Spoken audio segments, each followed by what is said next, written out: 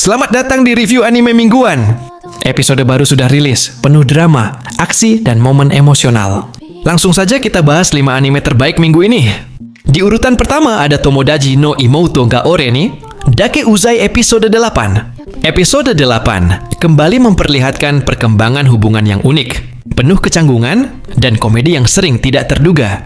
Imouto kembali tampil hyperaktif, suka mengganggu, dan selalu mencoba menarik perhatian MC dengan cara yang semakin frontal. Tingkahnya kali ini jauh lebih intens dibanding episode sebelumnya, mulai dari adegan menggoda, kecil sampai momen-momen cemburu yang tidak terucap. Yang menarik dari episode ini adalah bagaimana dinamika seluruh karakter mulai berubah. Teman-teman MC mulai menyadari sesuatu yang janggal dengan sikap Imouto. Ada gestur kecil, tatapan, dan ekspresi yang menunjukkan bahwa rasa suka itu bukan lagi sekadar kekaguman. Sementara MC masih tetap clueless, yang justru menambah humor romcom di episode ini. Secara teknis, pacing episode cukup cepat, namun masih nyaman diikuti. Komedi timingnya juga tepat. Episode ini bukan arc besar, tapi menjadi fondasi emosi untuk episode selanjutnya. Ranma episode 8 adalah perpaduan sempurna antara nostalgia dan modernisasi. Buat penonton lama, episode ini terasa seperti kembali ke masa kejayaan anime komedi aksi era 90-an, tapi dengan visual yang bersih, warna yang lebih cerah, dan animasi yang lebih smooth. Episode ini menghadirkan konflik kecil namun lucu antara Ranma dan Akane.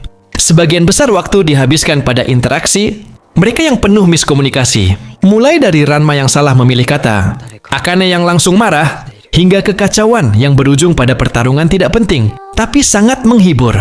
Ada juga beberapa karakter pendukung yang muncul untuk memberikan spice tambahan. Saingan Ranma yang muncul secara tiba-tiba, teknik-teknik konyol, dan gaya bertarung absurd yang menjadi ciri khas seri ini.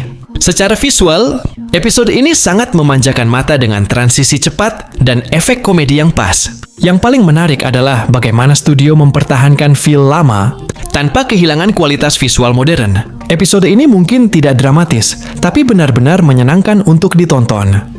Masuk ke anime paling emosional minggu ini. Fumetsu no Anata di season 3 episode 8. Episode ini kembali menempatkan Fushi dalam situasi sulit yang memaksa dia mempertanyakan pilihan-pilihannya. Emosi yang ditampilkan sangat kuat, bahkan hanya dari beberapa dialog. Fushi terlihat lebih matang, lebih tenang, namun tetap penuh konflik batin. Dia harus memilih antara melindungi orang terdekatnya atau tetap mengikuti jalan yang dia rasa benar untuk mencegah bencana baru. Yang membuat episode ini sangat impactful adalah atmosfernya. Nada warna yang dipakai studio cenderung gelap dan lembut, memperkuat rasa kesepian dan tekanan emosional yang dialami Fushi. Setiap momen hening terasa berarti. Episode ini juga menunjukkan sedikit flashback simbolis, bukan dalam bentuk detail panjang, tapi potongan memori yang mengingatkan penonton betapa banyak yang telah Fushi lalui. Episode ini adalah persiapan menuju klimaks arc besar. Tidak banyak aksi, tapi semua percakapan dan pilihan karakter memberikan bobot yang membuat episode 9 dan 10 nanti pasti sangat besar.